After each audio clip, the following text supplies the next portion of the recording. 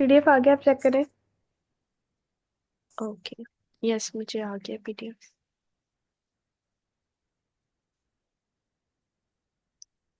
मैं screen share कर लूँ, देन हम स्टार्ट करते हैं।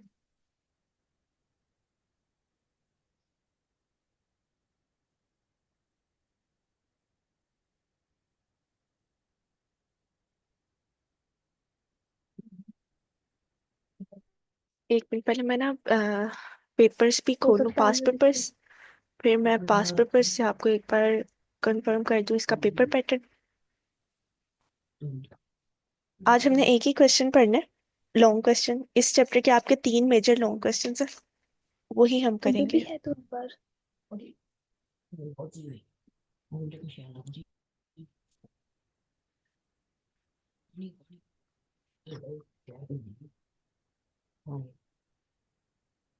ओके ईशा, स्टार्ट करें?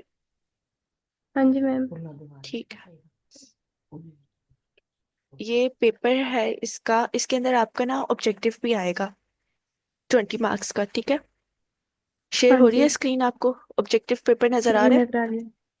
ठीक है, 20 मार्क्स की हाँ इसमें जी। आपकी पहले ऑब्जेक्टिव होगी, देन आपके 20 मार्क्स के शॉर्ट क्वेश्चन, 2 × 10। 10 शॉर्ट क्वेश्चन होंगे और 2 मार्क्स के ईच। देन आ जाते हैं आपके लॉन्ग क्वेश्चन। 15 मार्क्स के 4 लॉन्ग क्वेश्चन होंगे आपके, ठीक है? हाँ जी। अब आपका जो चैप्टर नंबर 1 है ना, इसके अंदर से आपका क्वेश्चन है तालीमी अमल और उसके अनासर। यहाँ पे मैं आपको इसका, आपके पेपर नंबर 2 में है ये वाला क्वेश्चन।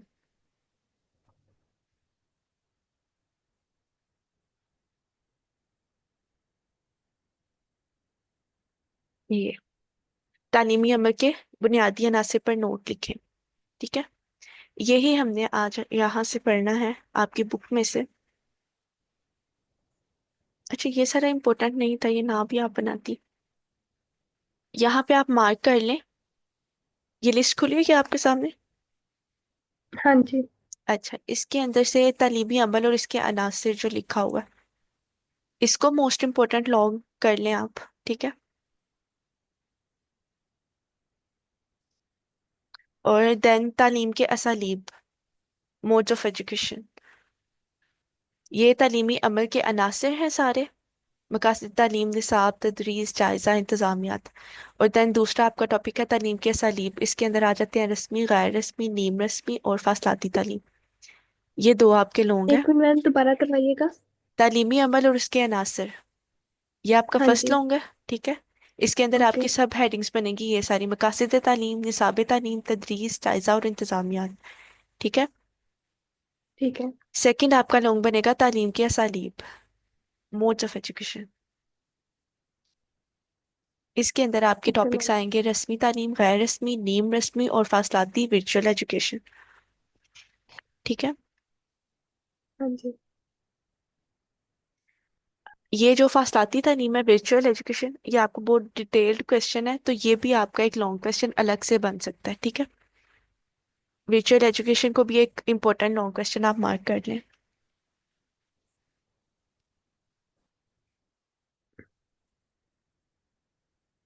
Okay ma'am. बाकी ये जो तालीम का मानी और मफहूम, तालीम की तारीफ कुरान की रोशनी में और हदीस की रोशनी में, ये सारा इंट्रोडक्शन है, इतना इम्पोर्टेंट नहीं है, लेकिन पढ़ेंगे हम। और जैसे पॉलिटिकल साइंस के अंदर सारे इंट्रोडक्शन देते हैं, ये यहाँ पे भी हमने इंट्रोडक्शन के लिए ये सारी चीज़ें ज़रूर याद करनी है, ठीक है? ओके। अभी हम अपने फिर क्वेश्चन पर आ जाते हैं। ये वाले चैप्टर्स में आपको दोनों कह रही हूँ कि ये जो है आपका सेकंड और थर्ड वाला चैप्टर, इनमें से हम कुछ चीज़ें स्किप करेंगे, इनको फॉर लॉन्ग हम प्रिपेयर नहीं करेंगे, ठीक है?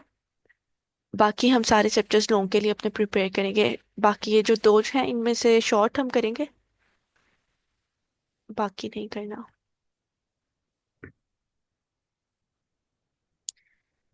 अच्छा, इसको मैं रीड नहीं करना, सारा शुरू से ही हम पढ़ते आ रहे हैं। अरबी जुबान के लफ्ज है जिसके मायने किसी चीज को जानना, पहचानना, इदराक करना, किसी चीज की हकीकत का तयन करना, तालीम के ये मायने हैं। جو علم سے نکلا ہے، اس کے بعد انگریزی کے میں اس کے لیے ایجوکیشن لفظ استعمال ہوتا ہے، جو ایجسر سے اخذ کیا گیا ہے، جس کے معنی پوشیدہ صلاحیتوں کو سامنے لانا ہے. اوکے.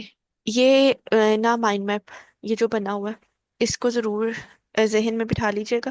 یہ پیپر میں اگر ایجوکیشن پہ آپ کو کوشچن آئے گا نا تو یہ ضرور بنائیے گا. یہ آپ کی جگہ بھی کور کرے گا اور پریزنٹیٹیو بھی لگے گا. ٹھیک ہے؟ از اٹ کلیئر عشا؟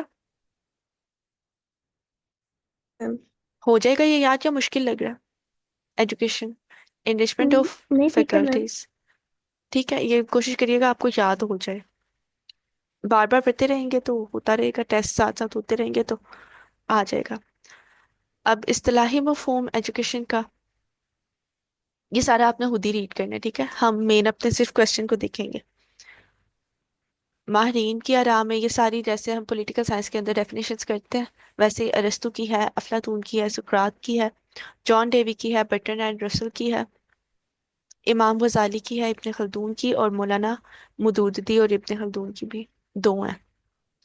ٹھیک ہے؟ کوئی دو آپ ایک ارسطو کی کر لیں، ایک برٹن اینڈ رسل کی کر لیں، اور ایک اسلامک اسکالرز میں سے کسی کی کر لیں. ٹھیک ہے؟ دین جامعہ تعریفیں آپ نے ضرور کرنی ہے. تین لکھی ہوئی ہیں، ان میں سے کوئی سی بھی کر لیں. ایک پڑھ لیتے ہیں.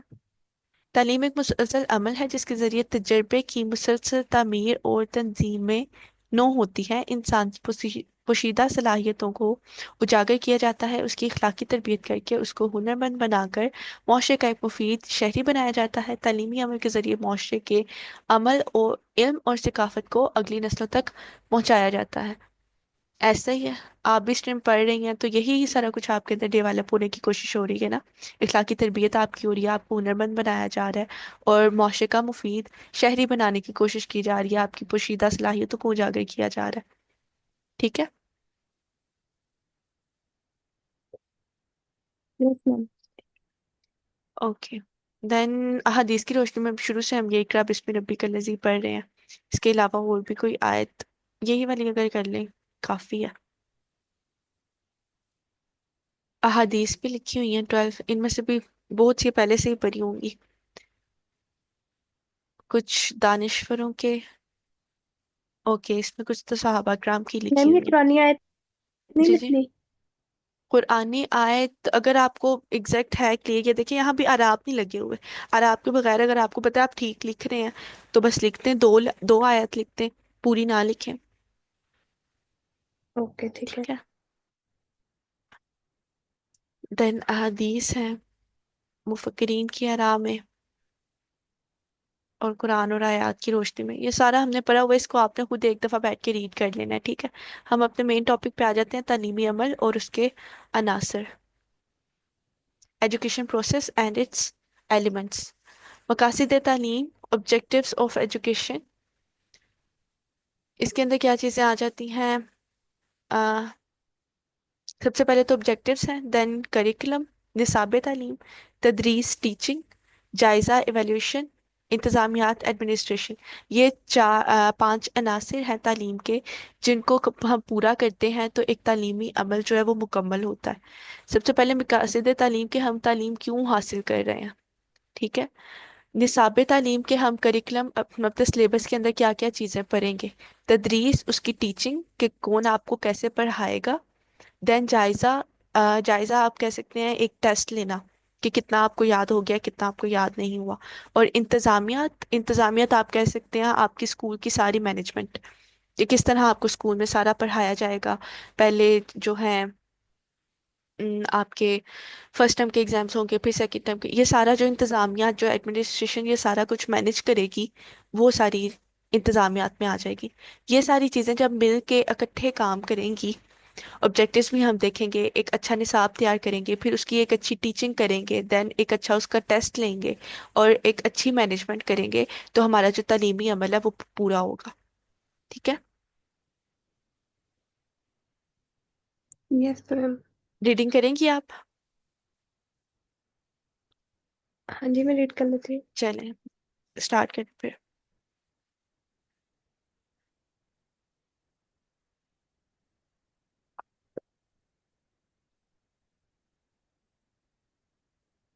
تعلیمی علم عمل کے عناصر، تعمی- تعلیمی عمل کے عناصر تعلیم کے اجزاء ایلیمنٹ آف ایجوکیشن کہلاتے ہیں، یعنی وہ کون سے عناصر یا اجزاء ہیں جو کہ تعلیمی عمل کی عمارت کو تشکیل دیتے ہیں۔ استاد و شاگرد دونوں کے لیے ان عناصر کو پیش نظر رکھنا ضروری ہے۔ جب ان عناصر کو ایک دوسرے سے رابطہ پیدا ہوتا ہے، تعلیم ایک مقصد سرگرمی بن جاتا ہے۔ تعلیم کے یہ عناصر زنجیر کی کڑیوں کی طرح ایک دوسرے سے ملے ہوئے ہوتے ہیں۔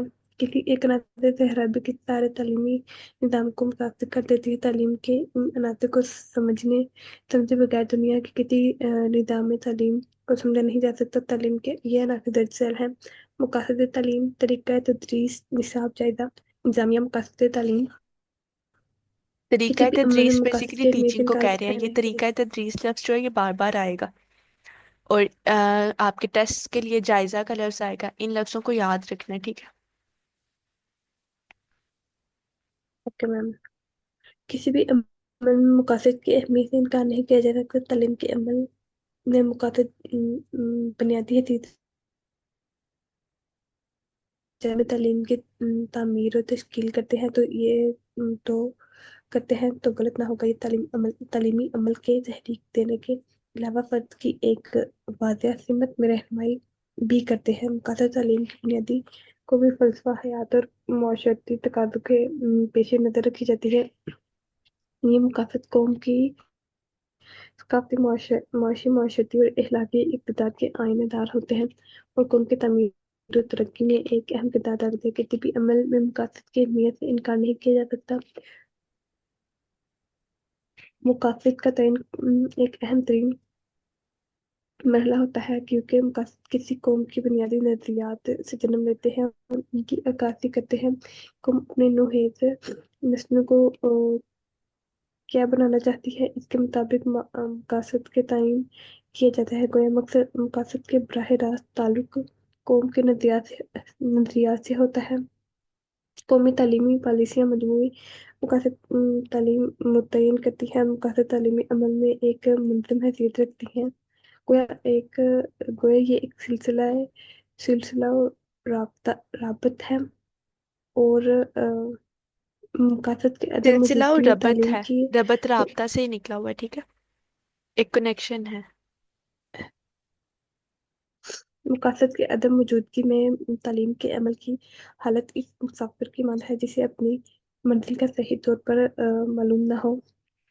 تعلیم کے مقاصد تعلیمی عمل میں روح کا درجہ رکھتے ہیں، اس لیے ان کے بغیر تعلیم کا عمل بیکار اور بے معنی ہو کر ہوتا ہے۔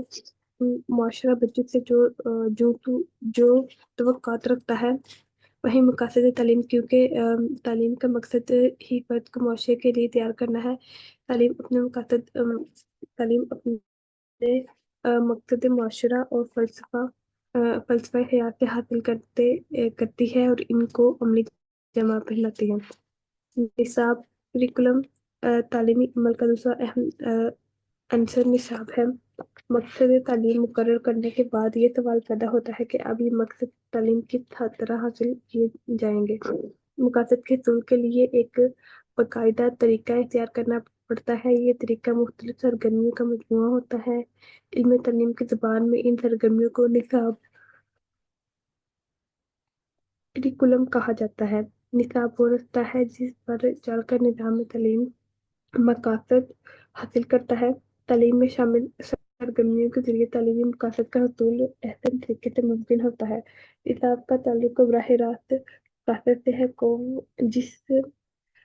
قوم جس قسم کے تعلیمی مقاصد کے طریقے سے اس قسم کی نصابی سرگرمیاں تعلیمی اداروں میں وقوع پذیر ہوتی ہے، مقاصد کی رہنمائی کے بغیر سرگرمیاں تشکیل نہیں دی جا سکتی۔ مثال کے طور پر فرد کو ایک باشعور شہری بنانا ہر نظامی تعلیم کا اہم مقصد اور محور ہوتا ہے۔ یہ تعلیمی عمل اس وقت تک حاصل نہیں ہو سکتا جب تک تعلیمی عمل کے ذریعے بچے میں ذمہ دار شہری ہونے کا احساس نہ پیدا کیا جا سکے، اسے معاشرتی اقدار سے آگاہ نہ کیا جا سکے۔ فرد کو باشعور شہری بنانے کا اہم ترین مقصد صرف اسی صورت اسی صورت حاصل ہو سکتا ہے جب ہم نصاب میں ایسی سرگرمیاں شامل کریں جو فرد کو باشعور اور مفید شہری بنا سکیں۔ نصاب میں مختلف علوم شامل کیے جا سکتے ہیں، مثال کے طور پر سیاسیات، عمرانیات، اخلاقیات، دینیات، سائنس، ادب اور نفسیات وغیرہ۔ درج بالا مضمون کی تدریس سے یہ توقع کی جا سکتی ہے کہ بچے میں شہریت کا احساس رکیں عائشہ، اجاگر ہوگا۔ عمرانیات کون سے علوم ہے؟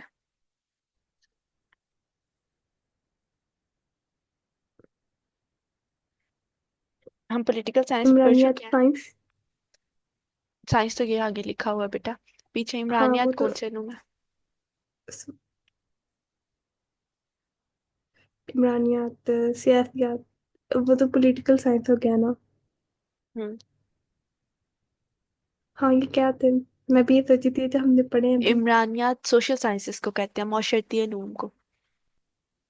بچپن میں ایک بک ہاں ہوتی اور تھی، ابھی ہم اخلاقیات تو، پڑھتے ہیں پاکستان اسٹڈیز، بچپن میں ہوتی تھی ہاں جی، معاشرتی علوم، ٹھیک ہے؟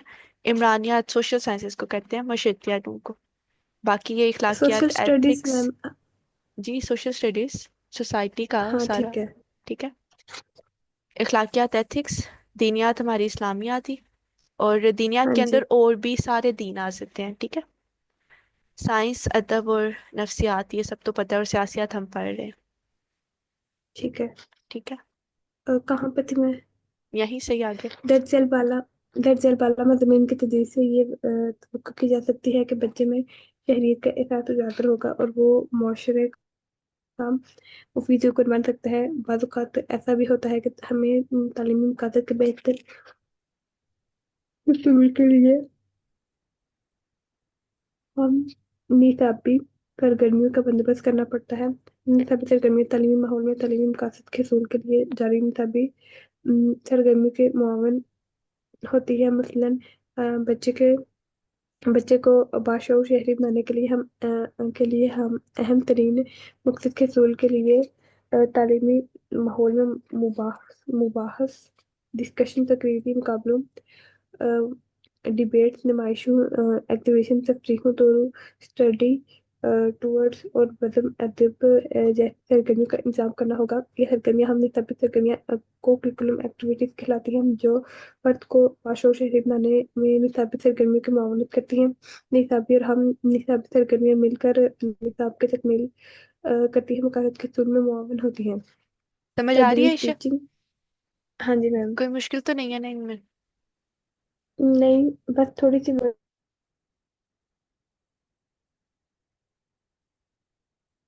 کیا تھوڑی سی؟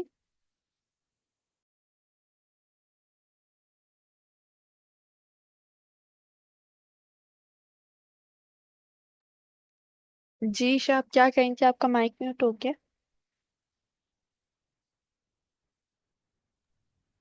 ہاں جی میم، میں کہہ رہی تھی کہ تھوڑی سی ورڈنگ ڈیفیکلٹ ہے، ہوں جیسے اب ٹیچنگ کا تدریس بولا ہوا، بس یہ والا، باقی تو ٹھیک ہے۔ میں آپ کو نا یہ سارا بس یہاں سے یہ پاس پیپرز میں پڑھا سکتی ہوں، لیکن میں بک آپ کو اسی لیے پہلے پڑھا رہی ہوں تھوڑی سی، کہ بک کے اندر آپ بار بار یہ لفظ دیکھیں گی تو خود ہی ذہن میں بیٹھ جائیں گے، ٹھیک ہے؟ ہاں جی میم ٹھیک ہے۔ چلیں، نیکسٹ، تدریس۔ ٹیچنگ، تدریس تعلیمی عمل کا ایک اہم اور تعلیمی عمل کا ہم عنصر کا تدریس ہے۔ ایک ایک اور اہم عنصر تدریس ہے۔ تدریس ایک ایسا عمل ہے جس کے ذریعے جس کے ذریعے معلم نے اپنے مواد طلبہ تک پہنچاتا ہے۔ اس عمل کے ذریعے معلومات اور مہارتیں ایک ذہن سے دوسری تک منتقل ہوتی ہیں۔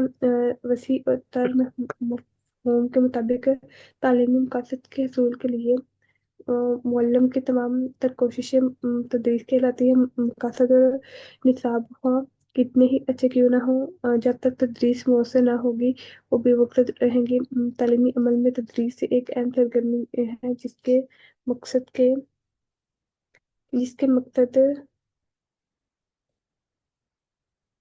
مقاصد اور نصاب خواہ کتنے ہی اچھے کیوں نہ ہوں، جب تک تدریس مؤثر نہ ہو وہ بے مقصد ہوتی ہے۔ تعلیمی عمل میں تدریس ایک اہم سرگرمی ہے جس کا مقصد طلبہ کے کردار اور رویے میں مطلوب تبدیلیاں پیدا کرنا ہے۔ معلم پر لازم ہے کہ وہ دوران تدریس سے مختلف تصورات کی وضاحت کے لیے طلبہ کے ذہنی اور فعلی تقاضوں کو مد نظر رکھے۔ اسی صورتحال میں مطلوبہ مقاصد حاصل ہو سکے۔ مختلف مضامین کی تدریس کے لیے مختلف تصورات کی وضاحت کے لیے مختلف تدریس معاونات، انسٹرکشن ایڈز مثلاً چارٹ، نقشہ جات، ماڈلز، ریڈیو، ٹیلی ویژن، کمپیوٹر، انٹرنیٹ وغیرہ استعمال کیے جانے چاہیے۔ موضوع کے تدریسی طریقوں اور تدریسی معاونات سے تدریسی عمل مؤثر ہو جاتا ہے۔ یہی مؤثر تدریس طلبہ کے اخلاق و کردار میں تبدیلی اور تعلیمی مقاصد کے حصول کا باعث بنتی ہے۔ جائزہ ایویلویشن تعلیمی ایک عمل کا منٹ رکیے گا آخری عائشہ، عنصر جائزہ ہے۔ جی میم۔ یہ جو لائن ہے موضوع تدریسی طریقوں اور تدریسی معاملات سے تدریسی عمل مؤثر ہو سکتا ہے، یہ دیکھنے میں بہت ڈیفیکلٹ لگ رہی ہوگی، پڑھنے میں بھی لگ رہی ہوگی، لیکن ایزی سی ہے کہ صرف ٹیچنگ کی جگہ تدریسی لگا کے کہ موضوع ایک بہتر تدریسی طریقہ، ایک تدریسی معاملات، یعنی کہ ویژول ایڈز، انسٹرکشن ایڈز جو انہوں نے کہا ہے، تدریسی معاملات جن کے تھرو ٹیچرز پر کوئی اچھی بک ہوگی تو ظاہر بات ہے بچوں کو زیادہ اچھی سمجھ آئے گی، ٹھیک ہے، اور تدریسی عمل اس کا پڑھانے کا جو طریقہ ہوگا وہ جب مؤثر ہوگا تو تعلیم کے جو مقاصد ہیں، نصاب کا جو مقصد ہے وہ بھی اچھے سے پورا ہوگا، ٹھیک ہے، بس یہ ہاں جی۔ ورڈز ہیں یہ مائنڈ میں بٹھا لیں، یہی آگے پوری بک کے اندر یوز ہونے ہیں، ٹھیک ہے۔ اوکے ٹھیک ہے میم۔ یہ ابھی انسٹرکشن ایڈس آپ نے پڑھا، آگے آپ کیا آئیں گے ویژول ایڈس، وہ یہی ساری انٹرنیٹ کے تھرو جو ہم چیزیں کرتے ہیں، اور ویژول ایڈس کے اندر یہ پریزنٹیشن جو دی جاتی ہے یہ چیزیں آ جاتی ہیں چیزیں، تو یہ ٹیچنگ کے پروسیس میں بھی اور لرننگ کے پروسیس میں بھی جو چیزیں انٹرنیٹ کے تھرو یا آن سوشل میڈیا ہمیں ہیلپ کر رہی ہیں نا، وہ ساری انسٹرکشن اور ویژول ایڈس میں زیادہ وہ چیزیں آ جاتی ہیں، یا ریکارڈڈ لیکچرز آپ کہہ سکتے ہیں، ٹھیک ہے۔ یس میم ویژول ٹھیک اور ہے۔ آڈیو ایڈس میں بھی فرق آ جاتا ہے کہ سننے والے مختلف آلات اور دیکھنے والے آلات، ٹھیک ہے۔ نیکسٹ کریں جائزہ۔